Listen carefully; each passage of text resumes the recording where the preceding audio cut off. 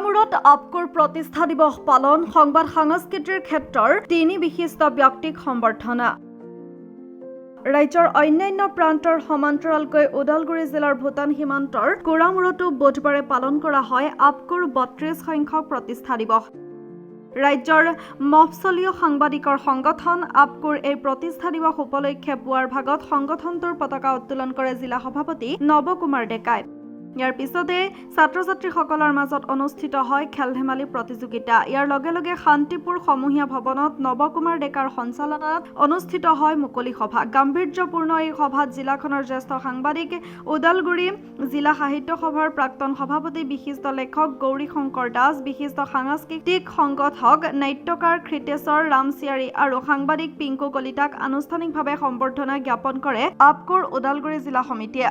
আপকোৰ ৰাজ্যিক প্ৰচাৰ সচিব ধীৰেন মহলীয়াই আধৰা এই অনুষ্ঠানত সাংবাদিক জোনাছ বসুমতাৰী, পৱন নাথ, ইন্দ্ৰজিৎ মণ্ডল সমন্বিতে কেইবাগৰাকীও বিশিষ্ট ব্যক্তি উপস্থিত থাকে। মোক যেনেকৈ সাংস্কৃতিক সংগঠক হিচাপে সম্বৰ্ধনা জনালে, প্ৰকৃততে একচুৱেলি মই আন্তৰিকভাৱে অন্তৰেৰে তেওঁলোকলৈ বিশেষ ধন্যবাদ জনাইছোঁ।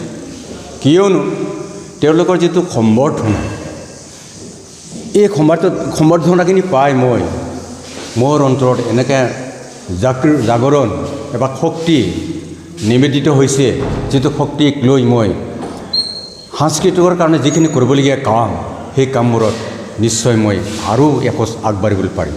ধন্যবাদ। আটাইকে নমস্কাৰ জনাইছোঁ। আজি 32 সংখ্যক আপকোৰ প্ৰতিষ্ঠা দিৱস আৰু ওদালগুৰি জিলা সমিতিয়ে এই প্ৰতিষ্ঠা দিৱসটি ওদালগুৰি জিলাৰ ভাৰত ভূটান সীমান্তৰ অতি প্ৰত্যন্ত এলেকা শান্তিপুৰ কুৰামূৰৰ প্ৰাকৃতিক সৌন্দৰ্য আৰু সেই প্ৰাকৃতিক সৌন্দৰ্যৰে ভৰপূৰ সেই ঠাইখনৰ শান্তিপুৰত ইয়াতে কমিউনিটি হলত আজি প্ৰতিষ্ঠা দিৱসটি দিনজোৰা কাৰ্যসূচীৰে ইয়াত অনুষ্ঠিত কৰিছে আৰু বিভিন্ন কাৰ্যসূচী ইতিমধ্যে সমাপন হৈ গৈছে। পতাকা উত্তোলন হৈ গৈছে, ছাত্ৰ ছাত্ৰীৰ মাজত ক্ৰীড়া প্ৰতিযোগিতা অনুষ্ঠিত হৈছে। তাৰপিছত আপকোৰ জিলা সমিতিৰ সভাপতি সন্মানীয় নৱকুমাৰ ডেকাৰ মহাশয়ৰ তেখেতৰ সভাপতিত্বত এখন মুকলি সভা অনুষ্ঠিত হয় আৰু এই মুকলি সভাত আমাৰ লগতে আৰু দুগৰাকী ব্যক্তি, সৰ্বমুঠ 3গৰাকী ব্যক্তিক আজি ইয়াত সম্বৰ্ধনা জ্ঞাপন কৰিছে। জ্যেষ্ঠ সাংবাদিক ৰূপে মোক সম্বৰ্ধনা জ্ঞাপন কৰিছে গৌৰী শংকৰ দাসক, আৰু মোৰ লগতে সাংস্কৃতিক সংগঠক কৃতেশ্বৰ ৰামচিয়াৰী আৰু জ্যেষ্ঠ সাংবাদিক পিংকু কলিতা, আমাৰ 3গৰাকীকে আজি ইয়াত সম্বৰ্ধনা জ্ঞাপন কৰিছে। আমি ইয়াত সম্বৰ্ধনা গ্ৰহণ কৰি অতিশয় আনন্দিত হৈছোঁ আৰু সুখ অনুভৱ এইকাৰণেই কৰিছোঁ যে আজি সংবাদসেৱীসকলৰ এটা পবিত্ৰ অনুষ্ঠানত, এটা পবিত্ৰ কাৰ্যসূচীত আমাক সম্বৰ্ধনা জ্ঞাপন কৰি আচলতে সাংবাদিকসকলকেই ইয়াত সন্মান প্ৰদৰ্শন কৰা হৈছে আৰু তেখেতসকলৰ কষ্ট স্বীকাৰ কৰি তেখেতসকলক তাৰ বাবে প্ৰশংসাও কৰিছে।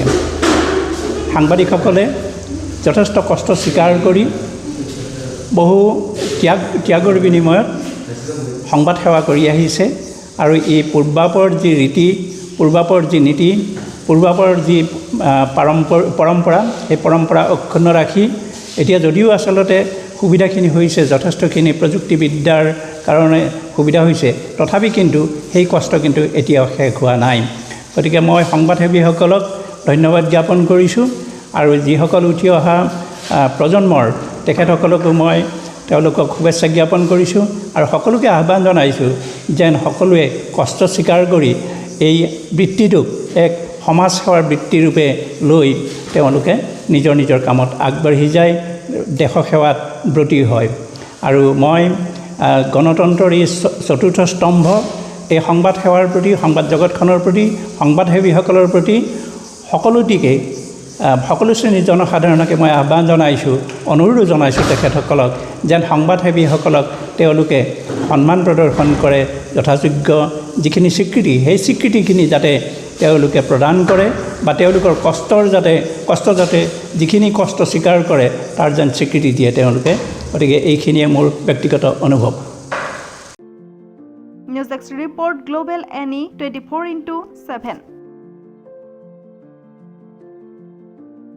সমগ্ৰ পশ্চিমবংগৰ তাঁতশালৰ বস্ত্ৰ প্ৰস্তুতকাৰী বিবি টেক্সটাইলে আনিছে সুখবৰ শাৰী মেখেলা চাদৰকে ধৰি অন্যান্য বস্ত্ৰ প্ৰস্তুত কৰি লাভ কৰিছে সমাদৰ অতি কম মূল্যতে গ্ৰাহকৰ প্ৰয়োজন পূৰণ কৰিব পৰাকৈ প্ৰস্তুত কৰিছে ৰেডিমেড শাৰী মেখেলা চাদৰ ডিলাৰশ্বিপ হোলচেলাৰ ৰিটেইলাৰৰ বাবে যোগাযোগ কৰিব পাৰে যোগাযোগৰ নম্বৰ 9434158715 নাইবা 9333192498 নম্বৰত